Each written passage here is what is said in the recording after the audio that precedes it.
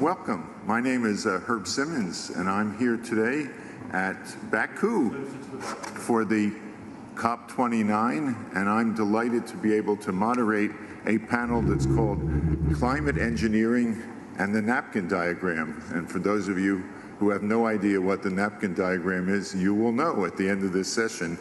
This is being sponsored by the Climate Emergency Forum. Please go to our website, climateemergencyforum.org, and I'd also like to acknowledge the International Society for Ecological Economics for their support of this program. My own background is that I'm an author of a book called A Climate Vocabulary of the Future, and I'm also a co-founder of a group called the Healthy Planet Action Coalition. And we are an international group that basically has a much more ambitious, but we think doable goal of ultimately reducing temperature increases to well below 1 degree C, even though we're now at 1.5 or so degrees C, through what we call the climate triad there, removing, reducing, and cooling. And our panelists today will speak more about similar sorts of issues and basically present, I think, a different kind of paradigm for what we think should happen at COPs and in the climate conversations and actions throughout the planet. So basically, I want to start first by introducing Hugh Hunt, who is the Deputy Director for the Center for Climate Repair at Cambridge University there.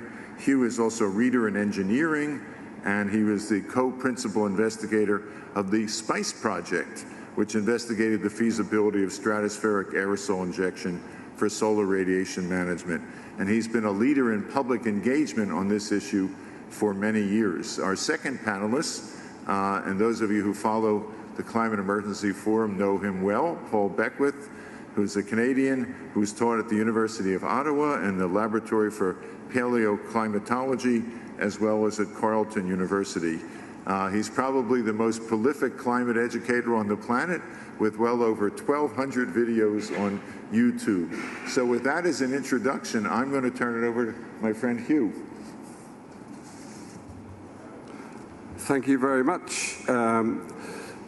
The best way, in my view, to introduce climate engineering is through this thing called the napkin diagram.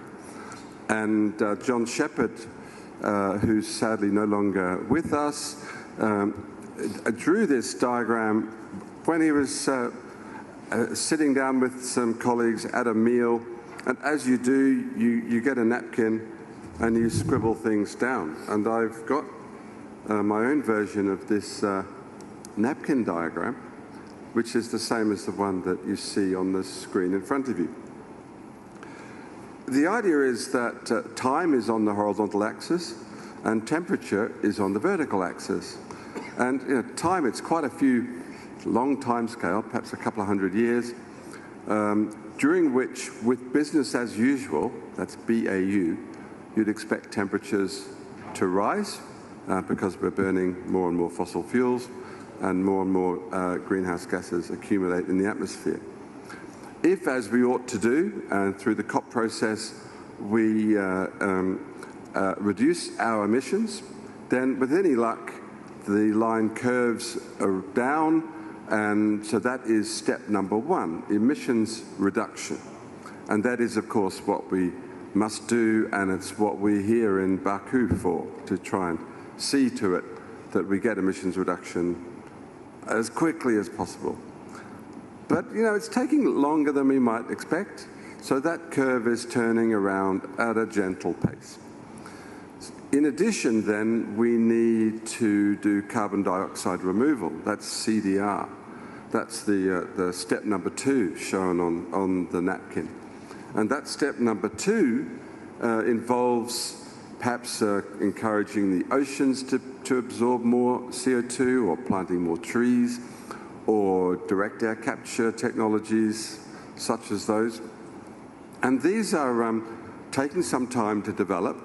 The scaling up is, it's going to take years, decades to scale this up.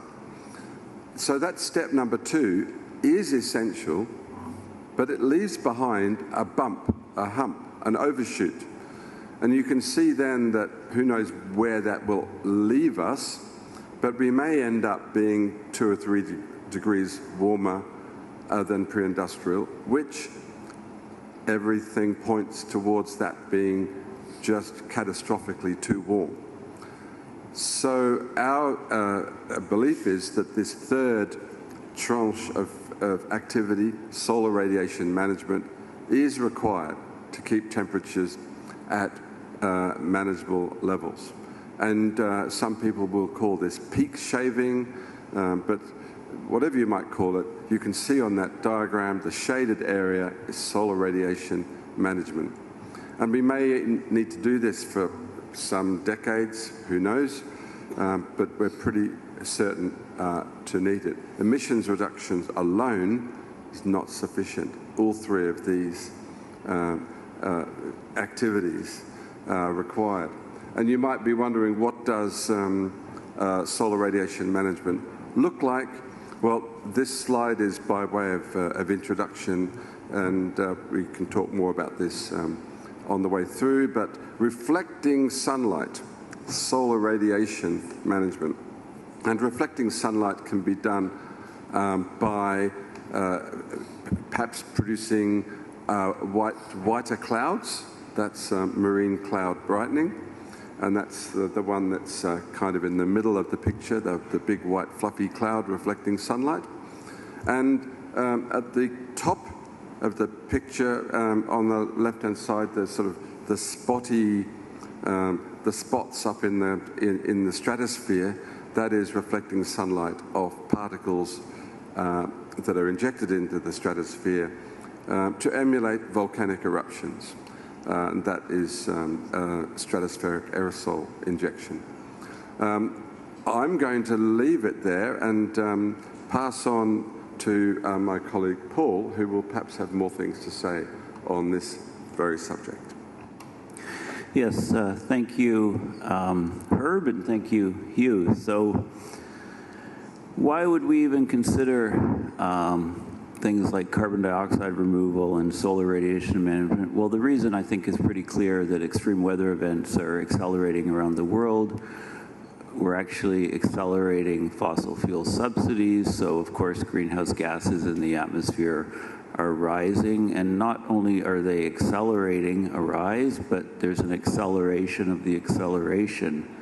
And physicists call the derivative of acceleration the jerk. So greenhouse gases are skyrocketing, and of course we're seeing the warming effects, and people talk about 1.5, which is probably gone already. They talk about 2. Those are global average temperatures. Because the Arctic and Antarctic are warming much faster, we're getting a disruption of the way things move in the atmosphere, the way things move in the ocean, and resulting in all these extreme weather events. So it's pretty urgent, and we will pay for it very soon, one way or the other. Lots of people are paying for it now. Just ask people living in many cities in Spain, for example, or in the US where the massive hurricanes came through, or go to any part of the world, everybody's being affected by abrupt changes to the climate and wacky weather systems. We're all in the climate casino, and you may not have been affected too much now, but you will probably be affected very soon, and nobody on the planet could escape that. So the urgency is much greater. So no surprise that this conference has a lot of discussion about carbon dioxide removal methods. There's even some, I just was at the World Oceans Pavilion, and there's some discussions on taking organic matter. Of course, trees absorb carbon dioxide, and they grow their fibers of the tree, and then when the trees die and the litter goes on the forest floor, well, that litter then decomposes, adding carbon back to the atmosphere. So you can actually take that carbon, the dead foliage from trees, etc., and you can put it, a group is looking at putting it on the bottom of the Caspian Sea in anoxic zones where there's no oxygen because there's very little vertical mixing in the water column, so that organic matter would stay at the bottom and be sequestered for a long period of time. Similar work is being done in the Black Sea, as I just discovered in a separate panel. So there's a plethora of conferences, side events, etc., discussions on carbon dioxide removal. Methane removal is probably even easier to do and more significant on the climate because methane is a much more powerful greenhouse gas. But this is still not quick enough. The problem is the natural sinks of the earth are failing. You know, the soils used to absorb vast amounts of carbon, and they're no longer absorbing vast amounts of carbon. We're losing large parts of the Amazon rainforest, which is a huge carbon sink, and that sink is turning into a source. The permafrost, the top 3 feet or meter of permafrost in the Arctic contains more carbon and would lead to higher levels of greenhouse gases in both the atmosphere and ocean, you know, by enormous factors compared to what's there now. So the urgency is there, so we have no choice, I think, but to start researching and then deploying solar radiation management methods. Now, it's very controversial. There's a lot of people against it, but there's still a number of sessions now here at this COP talking about this technique. So, you know, in my view, it's going to be done. I mean, do we want to eat or do we want to deploy you know, do we want to starve or do we want to deploy CDR and SRM? And I would say we want to deploy all those things, and some of them are very easy to deploy and very inexpensive. I'm talking about sulfur in the stratosphere, for example. Inadvertently, we've been geoengineering this planet forever. You could argue that fossil fuel emissions is a geoengineering project. We didn't intend on changing the chemistry of the atmosphere and oceans, but that's what we've done. The International Marine Organization's taken sulfur out of shipping fuels. It's caused warming in the northern hemisphere over the oceans. Volcanoes go off, it cools the planet. So we know the climate system is very sensitive to sulfur. So if I had to bet, that's the method that I would bet on. Thank you, Paul. It strikes me that I almost feel like what we're talking about is a bit sacrilegious here at the COP, that almost all of the emphasis, with a couple of exceptions, as you acknowledged, is on emission reductions, which of course is absolutely necessary. And my question to the two of you is why has there been so much opposition, fear, concern about bringing solar radiation management into the conversation? I happened to have the opportunity the other evening to speak very briefly, of course, with Al Gore, and I asked him about solar radiation management, and he looked at me with a frown. I mean, you know, Al has a very expressive face, and he frowned, and he basically said, no, it's a moral hazard there. It will stop us, slow us down. It'll give the oil companies another excuse not to have us reduce emissions as quickly as possible. Others have talked about adverse impacts, and of course that's part of what you're researching at Cambridge, and questions about how in the world are we going to govern this? How do we collectively decide how we're going to make this happen, and who's going to have the say, and all those thorny questions. So I guess my simple but probably challenging question to the two of you is, how do we take this conversation to the next step? How do we open people's minds to at least have an open-minded, objective discussion of the pros and cons without all this sort of fear and baggage that seems to exist right now? So let me start with Hugh. I think we probably ought to say that here we are in COP29, and it's taken 29 years to accept that burning of fossil fuels is the source of the cause of the problem. 29 years ago, it would have been possible to deal with the global warming as we were beginning to see. It would have been possible to deal with it by emissions reductions alone. And I think that the process has not shifted from this view that it's possible to deal with the problem by emissions reductions alone. And maybe where Al Gore has a problem is that it would require a change of face. It would require some kind of admission that, okay, we're going to need this stuff. And maybe he's just not, like many people, not willing to take that step. I think also that politically, the COP process has, for a long time, been focused on emissions reductions as the way forward. And it does mean that governments are very thankful for the idea that, oh, well, these NDCs are, the NDCs are all they need to do. The NDCs, all they need to do is to do what the COP process has said, job done. Well, you know, that's very convenient for the politicians around the world to be able to say that's all we need to do. So I think we're kind of stuck in those two issues. One is that the task has changed under our feet, and two is the COP process is very conveniently kind of ensuring that we don't change our strategies.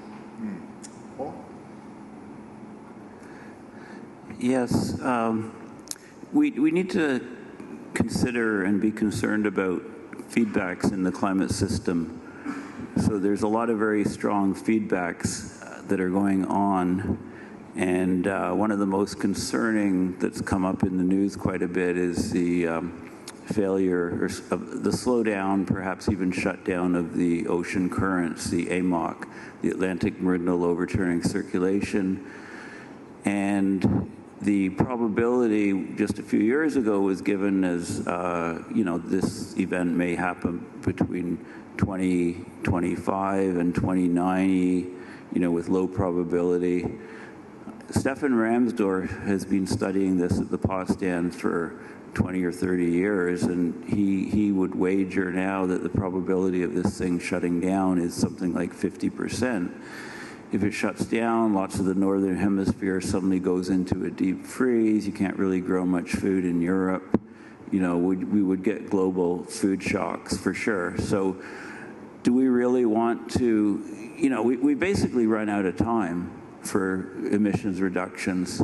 You know, we've run out of, you know, we're running out of time for carbon dioxide removal methods, so we have to go all out and use engineering to cool some parts of the planet to buy us time to proceed with our carbon dioxide removal methods and to proceed, or, you know, not even proceed, but begin to draw down the CO2 levels, you know, reduce fossil fuel emissions. I mean, solar is growing at tremendous rates.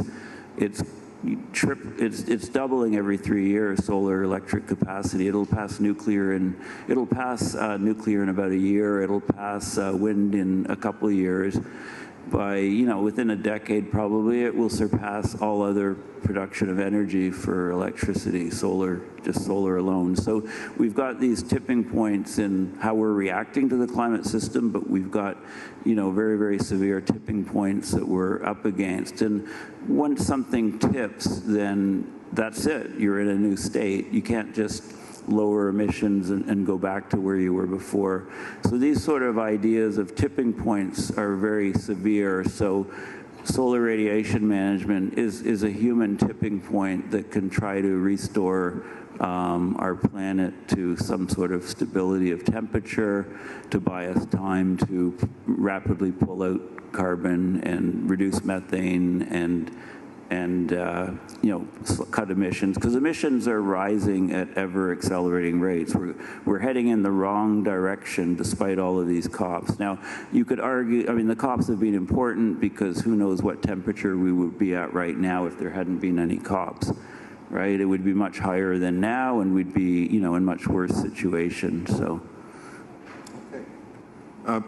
Hugh, I wanted to ask you, because Paul mentioned the AMOC, and that seems to be something that if people don't know about it, and I suspect everyone here knows about it, but most people on the rest of the planet may not yet, is one hates to be fear-mongering about the catastrophes that may await us, but certainly the latest research, as you say, suggests that there's a high probability that it may collapse. And I guess my question is, what do we know about the potential of solar radiation management to delay or minimize or avoid a collapse of something like the AMOC? And what else do we need to do to get to the point where we can say we're confident that it can or it cannot?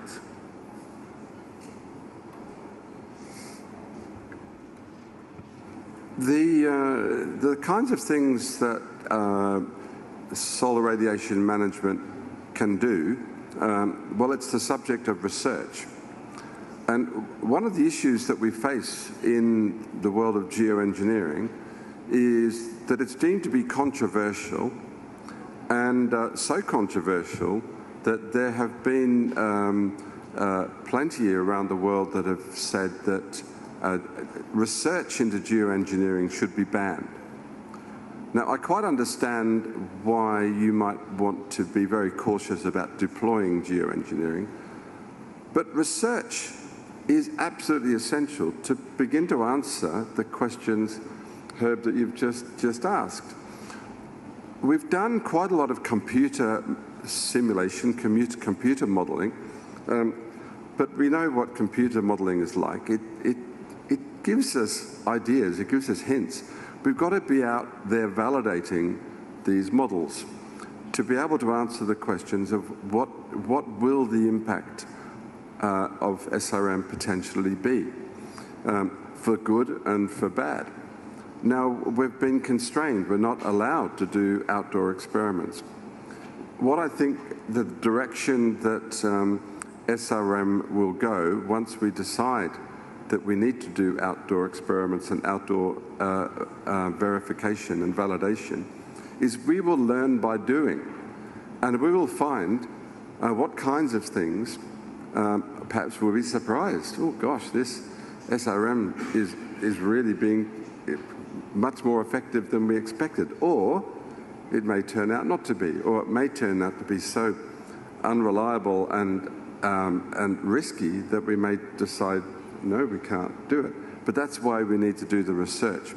But my guess is that SRM will have the potential to slow down the melting of the Arctic sea ice and to slow down the melting of glaciers, and the cold, fresh water that's getting into the warm, salty Atlantic is driving changes to ocean circulations. So I think that the SRM might not directly impact AMOC, but it will indirectly make a big difference by preventing the Arctic from warming up rapidly. Thanks, Hugh. And I think that's a very important statement you just made, that there is a significant potential, subject to additional research and field testing, that SRM may be able to help minimize those risks. And why in the world will we not do everything we could to find out the answer to that question in time, not just to do it, but in time? And very briefly, Paul, and then we're going to take a couple of questions. I just wanted to say that, we generally trust engineers. Like, I'm wondering if, a couple hundred years ago, the public was totally against building roads, building, like, paving roads and starting to, you know, were they against bridges and boats and any new technologies? I mean, engineers in today's society are highly trusted. I mean, they build the infrastructure which we use every day. They build our phones, they build our roads and bridges and sanitary systems, buildings, everything, right? So they're highly trained and they have very strong ethical principles.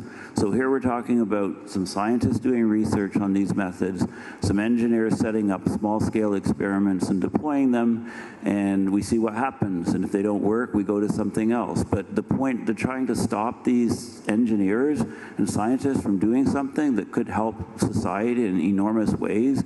If successful, then, you know, we have to proceed and trust engineers. Thank you. Are there any questions from the audience? It looks like we've got a couple of hands up. This gentleman here. Please introduce yourself. Yes, thank you very much. Axel Michaelova from Perspectives Climate Research at the University of Zurich. Actually, at Perspectives Climate Research, we have currently just started a research project under the Horizon Europe program on how to regulate research on SRM. And my question to you, of course, you have faced the public criticism on the SPICE project and suffered. What would you recommend to increase the faith of the public that we are not trying to do nasty things, but that we want to really understand what would happen, for example, if a rogue dictator would suddenly implement SRM? Briefly. The SPICE project wasn't going to inject any reflective material at all, and yet the project got cancelled. We have to be more bold and say we're going to need to do experiments to validate the models, and we keep the scale of the experiments down, for instance, to 1/1,000,000th of full scale, where they can't have a climate impact, and we simply must be bullish and say we're going to do it because we have to do it. Thank you. We have time for one more question from this gentleman here. Okay. Bob Berwin with Inside Climate News. I'm going to ask a couple related questions. I hope that's okay. Is there actually a ban anywhere on modeling research, on geoengineering?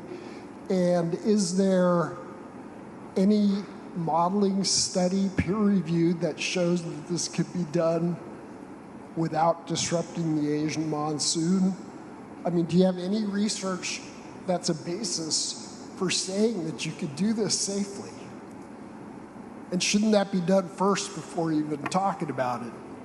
So the question about whether SRM might interrupt the Indian monsoon, for instance, well, look, it might, and if that's the kind of thing we need to we've got to be really careful about that.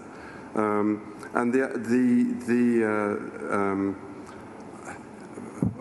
we have to do the research.